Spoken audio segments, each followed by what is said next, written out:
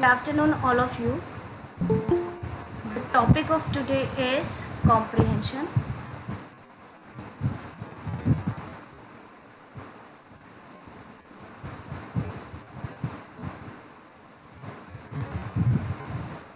और कॉम्प्रिहेंशन में आपको अभी बता रही थी कि कॉम्प्रिहेंशन में बहुत सारी कॉम्पिटिटिव एग्ज़ाम्स हैं जिनमें कॉम्प्रिहेंशन आता है, और कॉम्प्रिहेंशन करना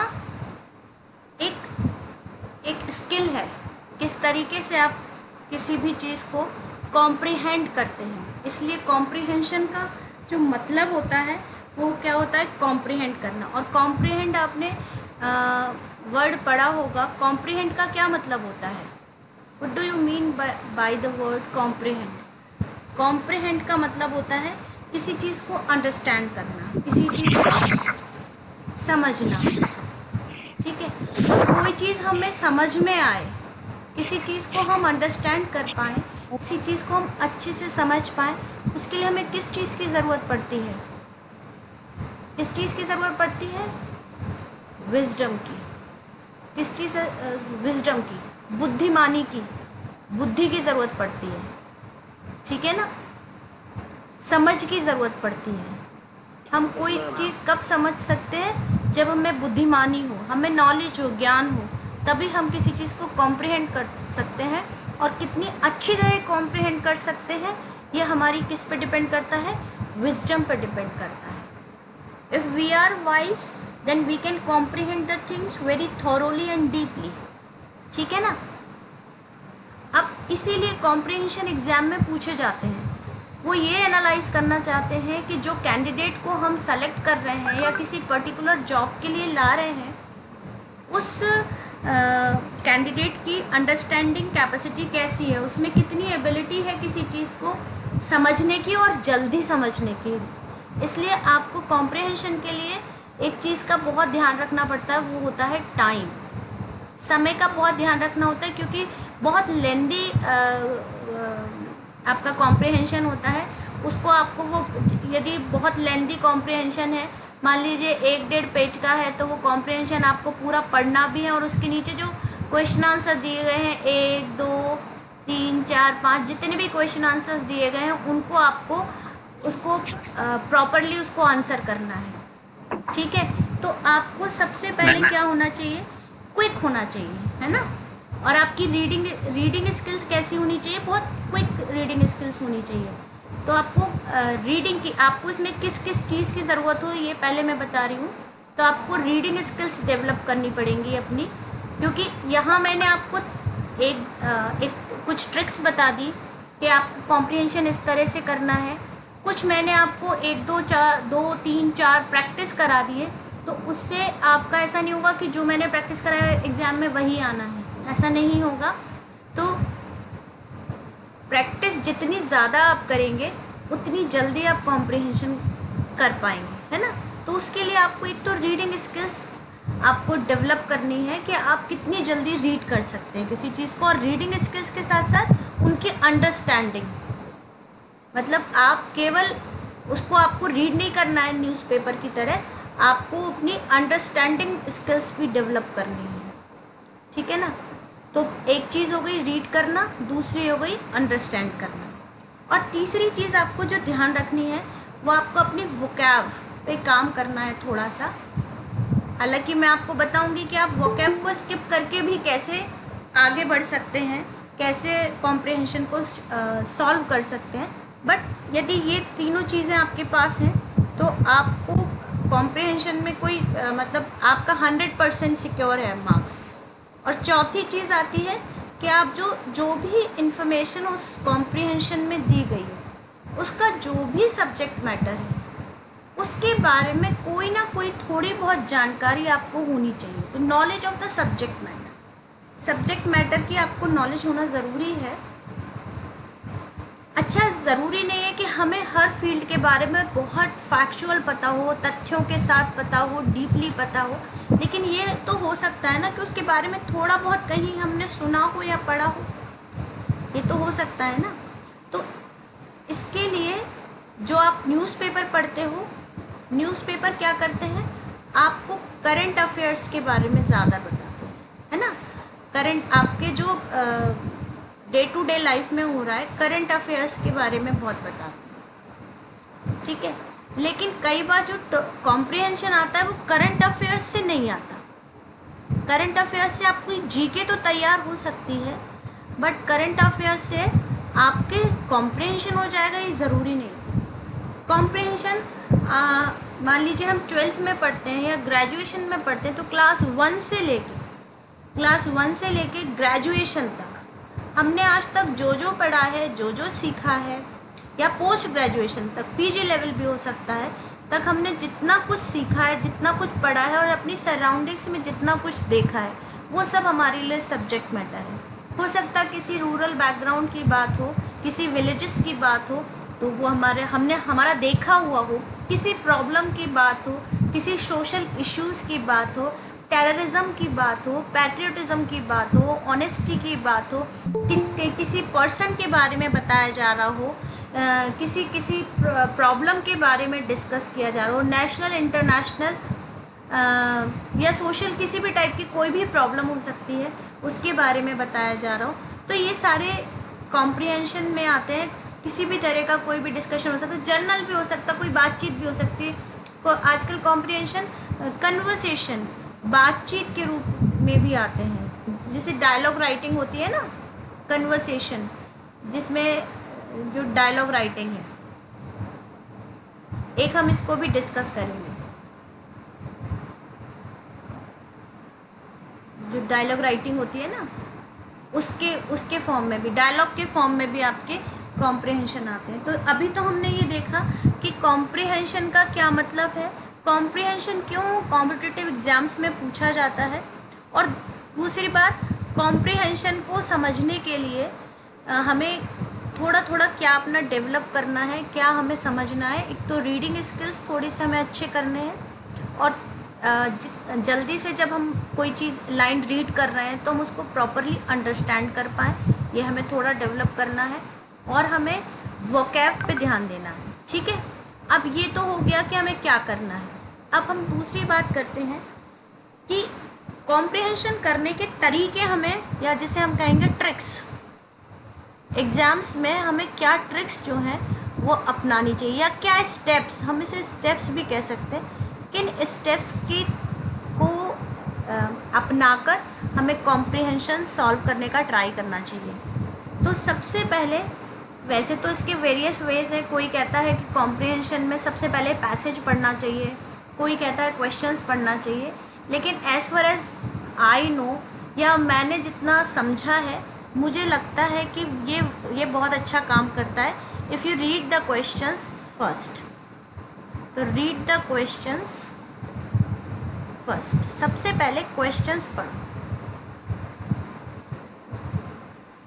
first you read the questions, है ना, सारे क्वेश्चंस पढ़ डालो। मान लीजिए 5 दिए हैं, पाँचों को एक बार देख लिया। जब हमने पहले सारे पाँचों को देख लिया, मतलब 1 देखा, 2 देखा, 3 देखा, 4 देखा, और मान लीजिए 5 दिए हैं तो 5 देख लिए हमने, पूरे क्वेश्चंस देख लिया। उसके बाद यहाँ तक पहुँचने के बाद हम दोबारा से ये वाला क्वेश्चन नंबर 1 दोबारा देखेंगे, ठीक है। Then we start reading the passage, और उसके बाद हमने पैसेज को रीड करना। अभी हम प्रैक्टिस करेंगे कुछ पैसेजेस की। Then we reading the passage, then we will start reading the passage. उसके बाद हम पैसेज को रीड करेंगे। अभी हम वही ट्रिक्स सारी करने वाले हैं। फिर तीसरी चीज़ हमें क्या करनी है, जब हम पैसेज को रीड करेंगे तो इतना आप, लगभग ऐसा होता है 95% केसेस में, 98% केसेस में ऐसा होता है कि जो फर्स्ट क्वेश्चन होता है वो इंट्रोडक्शन से लिया जाता है। शुरू की 2-3 लाइनें, 4 लाइनों से होता है पहला क्वेश्चन, ठीक है। तो जो फर्स्ट क्वेश्चन है ये आपकी इंट्रोडक्शन से ले लिया गया, ठीक है। तो ये आपको पहले मिल जाएगा, क्योंकि पहला क्वेश्चन आपने एक बार पढ़ा, फिर 2 बार पढ़ा, और आपने मिलता जाना है, मिलते जाएंगे ये क्वेश्चन। जो दूसरा पैराग्राफ होता है जो पैसेज का, वो फैक्चुअल पैराग्राफ, उसमें फैक्ट्स दिए होते हैं, किसी भी किसी भी जो भी टॉपिक है उसके फैक्ट्स जो हैं वो आपको सेकंड पैरा में मिलेंगे। ठीक है, अभी जो सेकंड पैरा होगा उसमें जो क्वेश्चंस पूछे जाएंगे वो फैक्चुअल क्वेश्चंस होंगे। इनको हम कहते हैं डायरेक्ट क्वेश्चंस।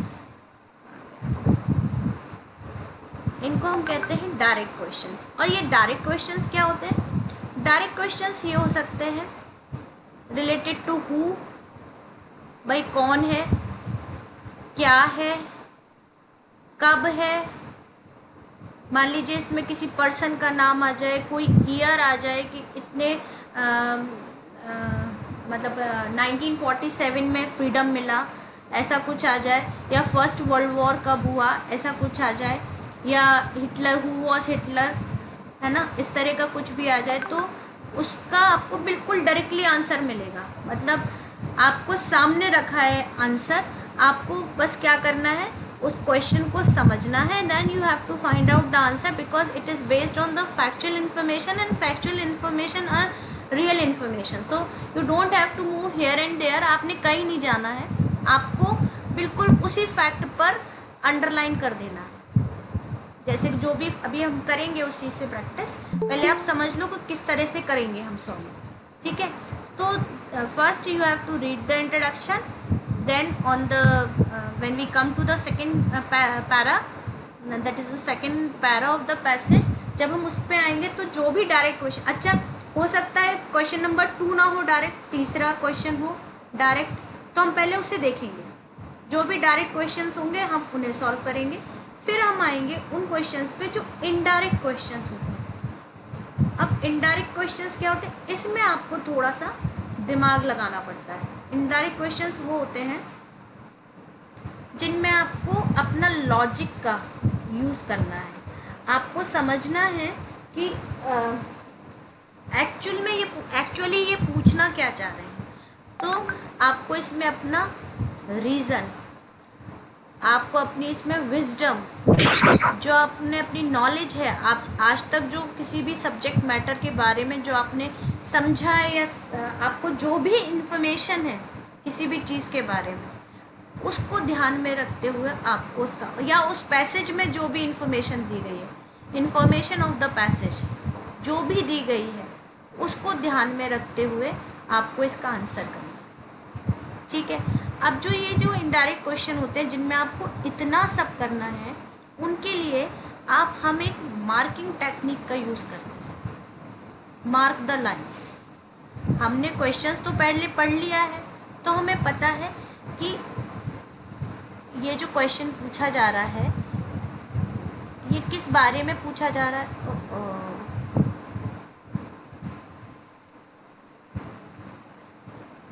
तो हमें ये तो पता चल गया कि क्वेश्चन किस बारे में पूछा जा रहा है।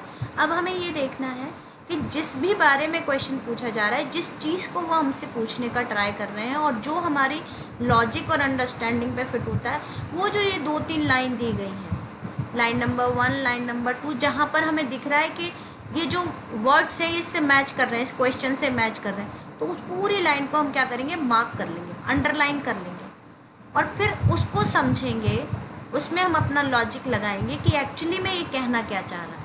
उसी तरह से फिर हम अपने आंसर को मार्क कर देंगे। एक चीज़ और बताना ज़रूरी थी, वो मैं बताती हूँ अभी आपको। वो ये पूछते हैं कई बार कि जो क्वेश्चंस हैं वो किस किस तरह से होते हैं, जो क्वेश्चंस हैं वो किस किस टाइप से पूछे जाते हैं। तो क्वेश्चंस के जो टाइप्स होते हैं, एक somebody wants to join, so let me join the person.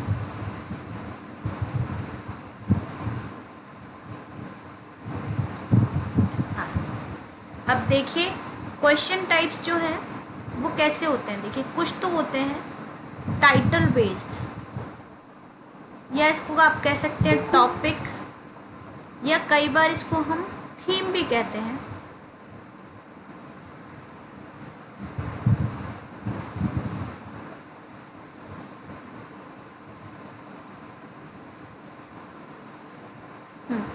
तो जो क्वेश्चंस होते हैं वो तो या टाइटल बेस्ड, टॉपिक बेस्ड, या मैं कह रही थी थीम, है ना, थीम बेस्ड हो गए। दूसरे तरह के क्वेश्चंस कैसे बताए मैंने, जो फैक्चुअल होते हैं, जिन्हें हम डायरेक्ट क्वेश्चंस कहते हैं, या हम इन्हें फैक्चुअल भी कह सकते हैं, जिनमें फैक्ट्स दिए गए हैं। और तीसरे टाइप के क्वेश्चंस वो होते हैं जो इनडायरेक्ट क्वेश्चंस होते हैं, है ना। जो इनडायरेक्ट क्वेश्चंस होते हैं उनको हम कहते हैं लॉजिक वाले क्वेश्चंस, तो लॉजिकल कह सकते हैं हम इनसे, ठीक है।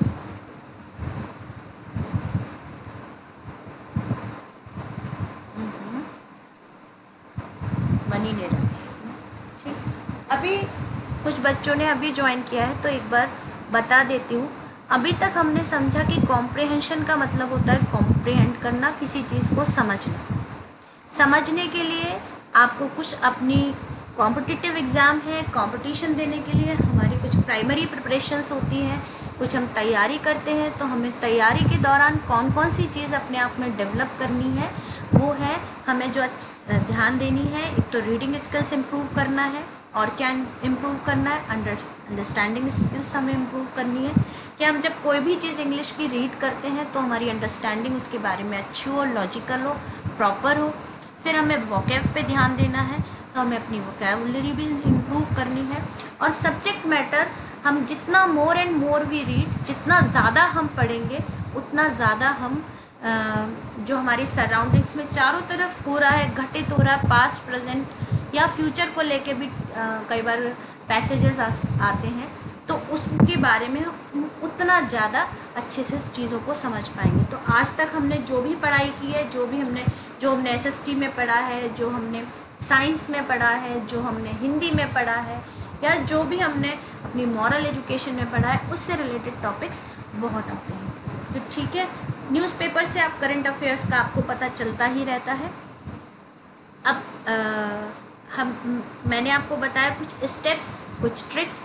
तो वैसे तो दोनों तरह के ट्रिक्स होते हैं, कुछ लोग पैसेज पहले पढ़ते हैं, कुछ लोग क्वेश्चंस पहले पढ़ते हैं, लेकिन आज हम इस ट्रिक्स से अपना कॉम्प्रिहेंशन सॉल्व करेंगे। रीड द क्वेश्चन फर्स्ट, सबसे पहले हम क्वेश्चंस पढ़ेंगे, then we will read the passage. तो पहले हम क्वेश्चंस पढ़ेंगे, पूरे जितने भी 2, 3, 4, 5 जितने भी क्वेश्चंस होंगे वो सारे क्वेश्चन पढ़ डालेंगे, ऑप्शन नहीं देखेंगे, सिर्फ क्वेश्चंस पढ़ेंगे। उसके बाद हम सबसे पहले फिर दोबारा से फर्स्ट क्वेश्चन पढ़ेंगे, ठीक है। इसके बाद क्या करना है, हम फिर पैसेज रीड करेंगे, और जैसे जैसे हमें जो जो क्वेश्चंस याद हो गए हैं, हमने पाँचों के पाँच पढ़े, उनको हम मार्क करते जाएंगे, उनको हम अंडरलाइन करते जाएंगे, और जब ये अंडरलाइन होते जाएंगे तो हम क्वेश्चंस निकालेंगे। फिर मैंने आपको ये बताया क्वेश्चन कितने तरह के होते हैं। क्वेश्चन जो है 3-4 तरह से पूछे जाते हैं। टाइटल या टॉपिक बेस्ड क्वेश्चन आते हैं कि इसका पैसेज का टाइटल क्या है, कुछ फैक्चुअल आते हैं जो हमें डायरेक्टली मिल जाते हैं, कुछ इनडायरेक्ट होते हैं, लॉजिकल होते हैं जिसमें लॉजिक लगाना होता है। चलिए हम स्टार्ट करते हैं कि पैसेज, चलिए एक ये पैसेज मैंने लिया है लास्ट ईयर के पेपर्स का ही है, देखिए यहाँ से देखिए। अब हमें क्या करना है, सबसे पहला स्टेप हमारा क्या है, पहला स्टेप क्या है,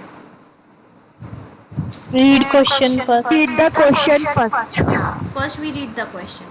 सो we will read the question. देखिए पहला है, according to the author why should one study, ठीक है। According to the author why one should, ma'am screenshot लेंगे आप, ओके। एक मिनट, पहले पैसेज का भी, अच्छा ठीक है ठीक है ठीक है बेटा, ये तो ऑप्शंस हैं।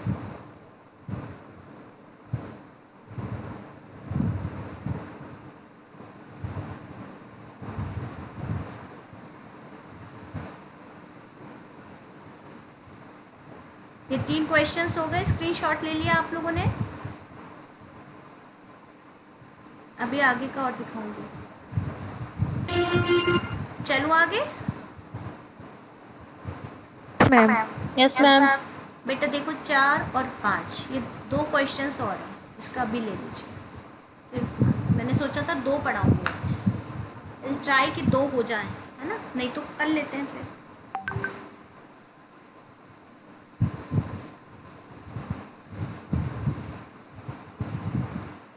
ठीक है, चलिए हो गया स्क्रीनशॉट। मैम। Yes ma'am.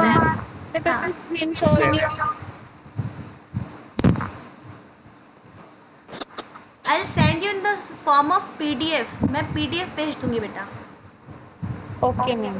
है ना। अंशिका को चाहिए, किसको चाहिए? बस एक बार रिज्वाइन कर लेना, किसको रिज्वाइन एक बार करना? क्लास रिज्वाइन कर लो दोबारा। क्लास से? अरे एक्सक्यूज मी मैम। हाँ बेटा। मैम मुझे आपकी पीपीटी शो नहीं हो रही। भाई पीपीटी ऐसे शो नहीं हो रही किसी को भी। ओ ओ जहाँ पे सब मुझे भी नहीं हो रही। यहाँ पे क्लिक करने के बाद प्रेजेंटेशन पे क्लिक करो तब शो करेंगी। अभी देखो, अभी क्लियर है? मैम यस मैम, क्लियर है ना? Yes ma'am. And I am in the class, I have all. देखो मैं तो क्लास में हूँ। पर मैम आपकी पीपीटी शो नहीं हो रही मुझे। कौन है ये? बाकी मैम प्रवेश सबको, सेवा আছে। बाकी सबको हो रही है? Yes ma'am. Yes ma'am. बेटा हमको भी नहीं हो रही है मैम। आप देखो जरा। हाँ बेटा। मैम स्क्रीन शो नहीं हो रही है, क्लियर नहीं हो रही पारी। बेटा स्क्रीन मैम हमें वीडियो तुम्हें भी नहीं हो रही है? एक मिनट। भाई कितने जहाँ लोगों? पे प्रेजेंटेशन लिख रहा है ना वहाँ पे क्लिक करो तब शो करेगी। बेटा प्रेजेंटेशन तो मैंने कर दिया। मैम हमें पैसेज फर्स्ट दिख रहा है। एक मिनट, रिज्यूम योर प्रेजेंटेशन। कहाँ पे करना बस क्यों भाई, कहाँ पे? अब दिख रहा है? यहाँ अदर पे जाके नीचे yes ma'am, ma'am PPT show हो रही है। वहाँ पे दिखा रहा है आरती मैम आरती सिंह प्रेजेंटेशन। यहाँ पे क्लिक करो तब दिखाई देगा। कहाँ पर जाऊँ? मुझे नहीं मैम दिखा। आपको नहीं कह रहा मैं। अच्छा, I am already presenting the screen. देखो हो गया मैम, हो गया। क्लियर हो रही है अभी? यस मैम, हो रही है मैम। यस मैम हो गई। अहो, अच्छा सबको दिख गई अब screen? Yes yes ma'am. Ma'am. Yes ma'am. ठीक ठीक। हाँ, तो अभी हम जितनी ट्रिक्स हमने अभी समझी हैं उनको ही हम अप्लाई करेंगे। तो सबसे पहले हमें क्या करना है? We have to read the questions first.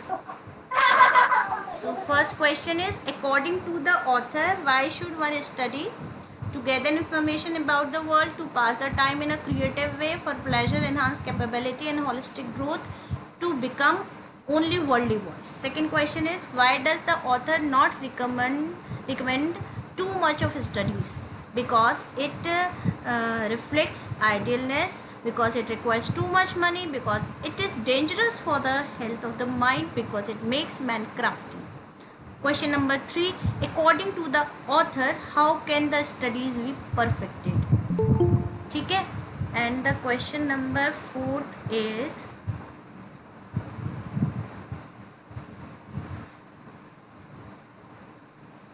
question number 4 is, what kind of human beings denounce studies? And question number 5 is, according to the author, one should read too. अभी मैंने आंसर्स नहीं पढ़े, अभी हम दोबारा हमने पूरे 5 क्वेश्चंस पढ़ लिए। कुछ हमें समझ में भी आई, कुछ इन्फॉर्मेशन मिली। अच्छा चलो, आपको कुछ पता चला ये जो पैसेज, अभी हमने पैसेज देखा नहीं है कि किस बारे में बात कर रहे हैं? कुछ समझ में आई? क्वेश्चंस हमने जो पढ़े फिर से देखो, एक बार फिर से पढ़ते हैं। अकॉर्डिंग टू द ऑथर, हाँ मैम स्टडीज के बारे में बात हो रही है। Exactly, very good. स्टडीज़ के बारे में बात हो रही है ना। तो ये जो टॉपिक है ये हमें ये तो पता चल गया स्टडीज़ के बारे में। अब हम दोबारा से फर्स्ट क्वेश्चन पढ़ते हैं। According to the author why should one study, right. चलिए अब हमें क्या करना है, सबसे पहले इंट्रोडक्शन पढ़ना है और माइंड में क्या रखना है, according to the author why one should study. यही क्वेश्चन है। देखो मैं क्वेश्चन नहीं देख रही, देखिए, studies serve for delight, for ornament and for ability. जो फर्स्ट लाइन है ये क्या बता रही है कि स्टडीज़ हमें क्या क्या देती है? डिलाइट, ऑर्नामेंट और ability.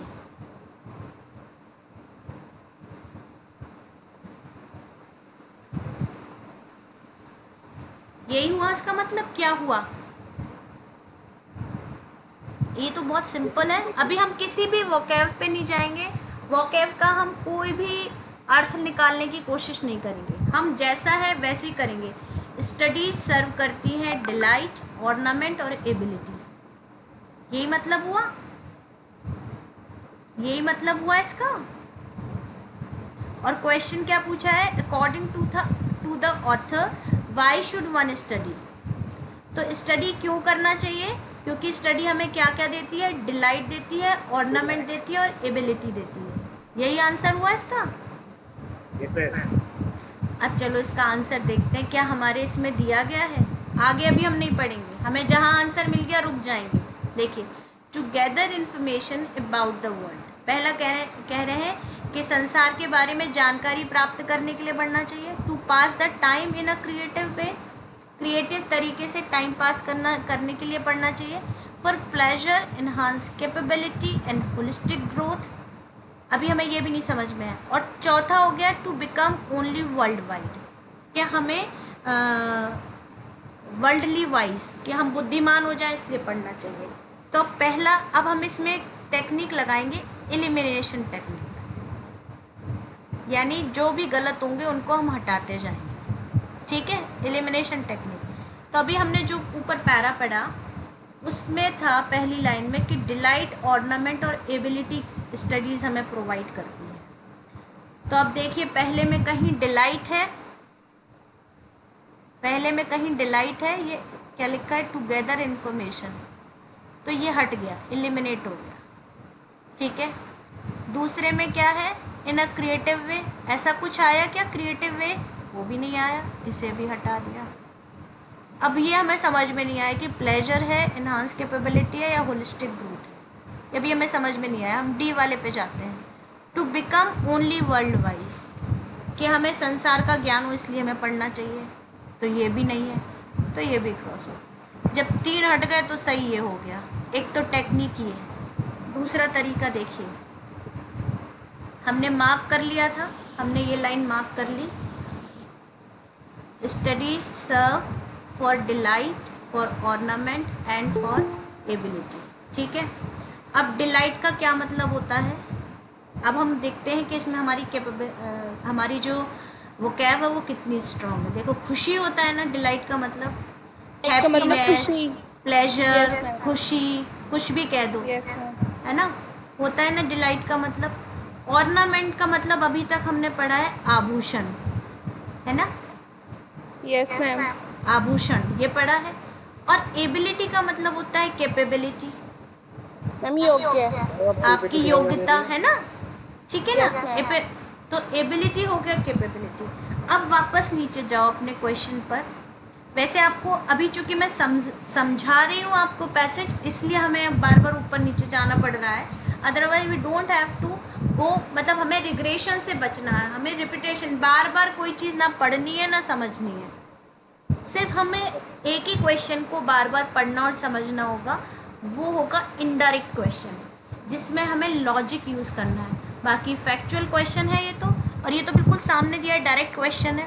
According to the author why should one study, तो ये तो why one should study for delight, for ornament and for ability, ये दिस इज़ द आंसर।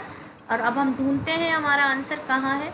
तो हमारे पास जो शब्द ऊपर दिए गए हैं जो वोकैब में, ना तो हमारे पास डिलाइट है, ना हमारे पास ऑर्नामेंट है, और ना हमारे पास एबिलिटी है। बट क्या इसका सिमिलर मीनिंग के वर्ड्स हमारे पास इसमें है इस आंसर में। देखिए, for pleasure, pleasure means delight, right, delight माने प्लेजर। अब इन्हांस कैपेबिलिटी हटा देते हैं, कैपेबिलिटी, एबिलिटी का क्या हो गया, कैपेबिलिटी ऊपर है। एक्सक्यूज मी मैम, हाँ बेटा, मैम डिस्प्ले शो नहीं हो रही है। Speak loudly, I can not here you. Ma'am screen show नहीं हो रही है। स्क्रीन शो नहीं हो रही, और भी किसी के साथ ये प्रॉब्लम आ रही है? No ma'am. यस नो मेरे साथ भी। No ma'am. कुछ बच्चों को स्क्रीन शो हो रही है और कुछ बच्चों को स्क्रीन शो नहीं हो रही है। Yes ma'am. Yes ma'am. Yes ma'am. जिनको नहीं शो हो रही है, एक बार अपना you just check your own device, आप अपना डिवाइस को चेक करो कि क्यों नहीं हो रही है। मैं देखती हूँ। वैसे तो प्रेजेंटेशन मैंने प्रॉपरली दे रखा है यहाँ पर, देखो F1 देखो, your screen is still visible to others, click to resume और कैंसिल योर प्रेजेंटेशन। देखो विजिबल हो रही है बच्चों, मैं बार बार रिज्यूम कर दे रही हूँ प्रेजेंटेशन इसलिए कि आपको हो गई मैम? फिर हो गई। अच्छा, कुछ मुझे लग रहा है आज कुछ टेक्निकल प्रॉब्लम ही आ रहा है। Yes ma'am. अभी सबको विजिबल है? Yes ma'am. Yes ma'am. Yes ma'am. Yes ma'am. Okay, तो हमें क्वेश्चन नंबर फर्स्ट हम देख रहे थे। हमने क्वेश्चन पढ़ा according to the author why should one study. 3 तो ऑप्शन इसमें एलिमिनेट ही हो गए क्योंकि वो थे नहीं, और जो ऑप्शन हमारे पास बचा उसको हम देख रहे थे कि एग्जैक्टली सेम वर्ड्स नहीं है ऊपर पैसेज में, बट उसके सिमिलर वर्ड्स हैं। होलिस्टिक ग्रोथ माने कंप्लीट ग्रोथ, कंप्लीट ग्रोथ माने one looks beautiful when she wears ornament. कोई भी लेडी तब खूबसूरत लगती है जब वो ऑर्नामेंट्स को पहनती है, और किसी भी व्यक्ति के प्रॉपर ऑर्नामेंट्स क्या है, जब उसकी होलिस्टिक ग्रोथ हो, यानी कंप्लीट फिजिकल, सोशल, फाइनेंशियल, है ना, वो कम्प्लीटली ग्रोन अप हो, कम्प्लीटली वो उसकी पर्सनालिटी तब निखर के आती है जब उसकी ग्रोथ होलिस्टिक हो, संपूर्ण उसके व्यक्तित्व का विकास हो। तो हेयर ऑर्नामेंट देखिए, अभी तीनों वर्ड्स मिल गए हमको। प्लेजर का मतलब होता है डिलाइट, और एनहांस कैपेबिलिटी, एबिलिटी। मान लीजिए आपको डिलाइट भी नहीं पता था और ऑर्नामेंट भी नहीं समझ में आ रहा, तो यू कैन इससे निकाल सकते हो, you can find out your answer like this, capability और एबिलिटी। ठीक है, आप ये भी समझ सकते हो 3 यहाँ पर दिए गए हैं एडजेक्टिव और 3 ही ऊपर दिए गए हैं, और एबिलिटी मैच कर रहा है, तो यही होना चाहिए आंसर, बिकॉज 3 तो है ही नहीं, वो तो हमने 3 ऑलरेडी एलिमिनेट कर दिए, तो आंसर तो सी होना ही चाहिए था। ठीक है, आपको बात समझ आ रही है? Yes ma'am. Yes ma'am. ठीक है, चलिए क्वेश्चन नंबर 2 देखते हैं। Why does the author not recommend too much of studies. ठीक है, क्लियर है ना? अब देखिए क्यों रिकमेंड नहीं करता है टू मच स्टडीज। अब हम आगे पढ़ना शुरू करते हैं। Their chief use for delight is in privateness and retiring, for ornament is in discourse, and for ability is in the judgment and disposition of business. For expert, man can execute and perhaps judge of particulars one by one, but the general counsels and the plots and marshalling of affairs come best from those that are learned. To spend too much time in studies is sloth. देखिए, अब हमें एक line मिल गई जो अभी हम देख रहे थे कि ऑथर जो है वो क्यों कहता है कि ज़्यादा नहीं पढ़ना चाहिए। देखिए, time in studies is sloth, to use them too much for ornament is affectation. देखिए, to make judgement wholly by their rules is the humour of a scholar. अब इतनी सारी बात कही है कि यदि हम बहुत सारा समय पढ़ने में लगाते हैं तो वो स्लॉथ है, यदि हम उसको ऑर्नामेंटेशन के लिए यूज़ करते हैं तो वो एक तरह का अफेक्टेशन है, यदि हम उसे जजमेंट के लिए यूज़ करते हैं तो स्कॉलर का मजाक बनाया जाता है कि हम उसको इतना ज़्यादा जजमेंट, मतलब कहते हैं ना बहुत दिमाग लगाता है ये बंदा कुछ भी बोलने के लिए, कुछ भी कहने में। या कुछ लोग बहुत राइट और रॉन्ग के चक्कर में पड़ते ना, नहीं ये तो गलत है, नहीं ये तो सही है। तो व्यवहारिकता कुछ अलग होती है, बिल्कुल अपने डिसीजन जो है व्यवहारिकता के आधार पर लेना चाहिए। राइट और रॉन्ग तो ठीक है, उसके आधार पर तो लेते ही है, कोई इतना गलत नहीं होता, लेकिन उनका कहना क्या है कि जो भी ये है, क्या बता रही थी मैं, हाँ, हमें इसके मीनिंग में नहीं जाना है, हमें इसको समझने की कोशिश नहीं करनी है, हमें सिर्फ क्या चाहिए, हमें तो अपना आंसर चाहिए कॉम्प्रिहेंशन में, बस। तो हम दूसरा क्वेश्चन है हमारा कि why does the author not recommend too much of studies, because it is a sloth. अब स्लॉथ है वो because it reflects idealness, it requires too much money, it is dangerous for the health of mind, it makes man crafty. अब देखिए, आपने यदि थोड़ा सा यहाँ वोकैब की बात आ जाएगी, यदि आपने स्लॉथ, बहुत ही आसान शब्द है स्लॉथ, यदि वर्ड पढ़ा है तो स्लॉथ का मतलब होता है आलसी। अब आलसी कैसे? जब आपने देखा होगा उन लोगों को जो लोग बहुत ज़्यादा सिटिंग्स लेते हैं, बहुत देर तक पढ़ते रहते हैं, वो इनएक्टिव से हो जाते हैं। आप उन जो खिलाड़ी या व्यक्ति होता है ना, दौड़ता भागता रहता, उसको आप कहीं को भगा लो, भाग लेता। लेकिन जो बहुत एक जमे रह के बड़ी लंबी 3-4 घंटे की स्टडी लेंगे, बस सिटिंग्स लेंगे, तो और पता चला सारे दिन में 3-4 सिटिंग ऐसी ले ली, मतलब 10-12 घंटे बैठे ही रहे, तो वो लोग कैसे हो जाते हैं? इनएक्टिव हो जाते हैं, आइडियल हो जाते हैं, है ना, आलसी हो जाते हैं। तो यहाँ जो ये स्लॉथ वाली बात है, to spend too much time in studies is sloth. So here sloth means it's not required too much money. भाई बैठने के लिए, पढ़ने के लिए बहुत पैसे की ज़रूरत नहीं है, तो ये हमारा एलिमिनेट हो गया। और क्राफ्टी, चालाक भी नहीं बनाता ये हमें, पढ़ना हमें चालाक ही नहीं सिखाता कभी भी। और दूसरा, अब ये आपको लग सकता कि हो सकता कोई किसी प्रकार की बीमार कर देता हो, लेकिन नहीं, हेल्थ ऑफ माइंड जो है वो कभी भी पढ़ने से ख़राब नहीं होता।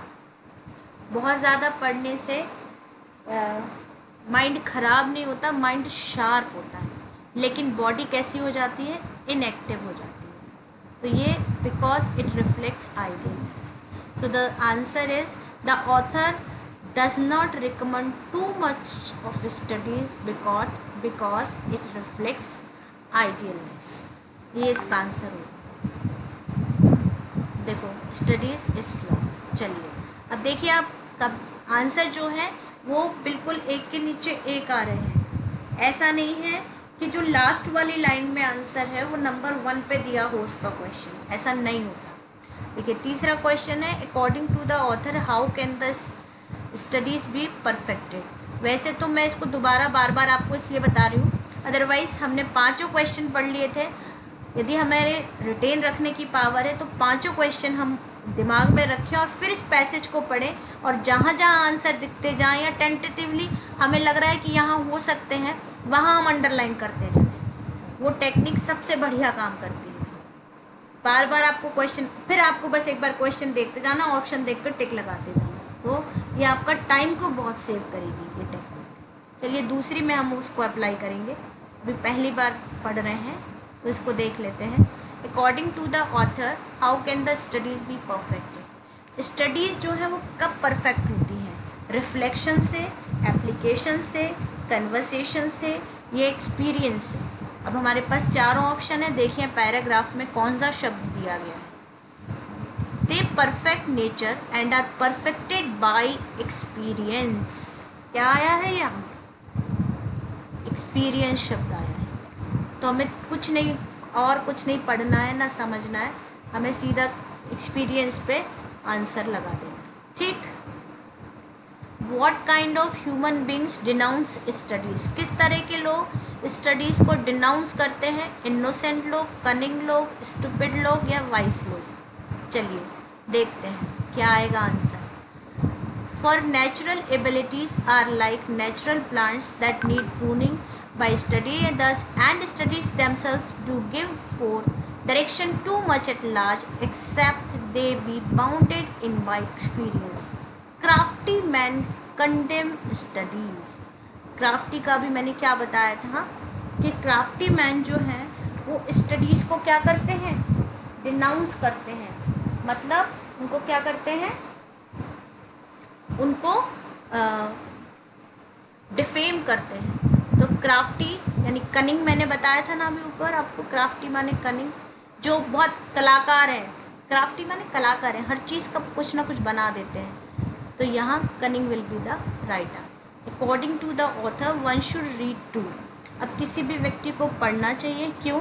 ओनली आर्ग्यू करने के लिए, बिलीव, हर किसी की बात को मानने या मनवाने के लिए, इवैल्यूएट एंड अंडरस्टैंड, चीज़ों को समझने, इवैल्यूएट मतलब निरीक्षण करने के लिए, जांचने के लिए और फिर समझने के लिए, जांच कर समझने के लिए, या प्रीच उपदेश देने के लिए या पढ़ाने के लिए। तो किसी भी व्यक्ति को क्यों पढ़ना चाहिए ये हमने देख लिया। अब हम देखते हैं ऊपर। हाँ बेटा चलिए इसमें क्या दिया है। स्टडीज़ हमारा क्राफ्टी मैन तक हो गया था। Condemn studies, simple man admire them and wise man use them for they teach not their own use but that is a wisdom without them and above them won by observation read not to contradict and confute, not to believe and to take for granted, not to find, talk and discourse, but to weigh and consider। देखिए but to weigh and consider, weigh करना किसी चीज़ को यानी compare करना, किसी चीज़ को evaluate करना। तो हम किसी भी चीज़ को कहते ना तोलो फिर बोलो, तो वो है पहले कंपेयर करो देन कंसीडर करो और फिर उस बात को मानो। कंसीडर करना यानी मानना किसी चीज़ को, एडमिट कर लेना, है ना। तो एडमिट कब करो, जब आपको ये लगे कि वो चीज़ आपके लिए सही है। So first evaluate then admit then understand. Then the answer is C. C will be the right answer. इसका एक तरीका और था कि हम क्या करते, वही जो मैंने बताया है। आज तो चूँकि आपको पैरा समझाया है, क्वेश्चन समझाए, इसलिए करना पड़ा हमको ऐसे। कल क्या करेंगे, कल जो क्वेश्चन जो पैसेज पढ़ेंगे उस पैसेज को पढ़ के आप ही क्वेश्चंस के आंसर निकालिएगा और बताइएगा कि कौन सी लाइन को मुझे अंडरलाइन करना है, ठीक है। Actually this is one way process कि मैं आपको बता रही हूँ, this is not the two ways process कि जिसमें आप मुझे बताएं कि नहीं ma'am there is the line, this should be underline, this line should be underline. तो कल अब हम जो कॉम्प्रिहेंशन की क्लास करेंगे उसको ऐसे ही करेंगे। मुझे ऐसा लगता है 4 बजे से आपकी शायद कोई और क्लास स्टार्ट होने वाली है। कौन सी क्लास स्टार्ट होने वाली? ज्योग्राफी की। Okay then this is all about today's class. मुझे लगता है कि ये क्लास आपके लिए काफ़ी सही रहेगी यदि आप इसके अकॉर्डिंग प्रैक्टिस अपनी शुरू करो। जितना ज़्यादा आप प्रैक्टिस करेंगे उतना ज़्यादा ये आपको बेनिफिट देगी, ठीक है। Thank you. Now this class is over and tomorrow we will discuss one another topic.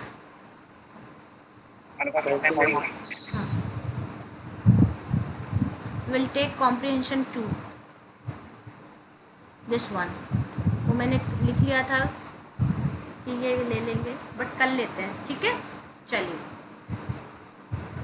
Okay then bye. एक रुकना जरा बेटा, 1 मिनट रुको, मैं एक मिनट एक स्क्रीनशॉट ले लूँ। Yes, ma'am.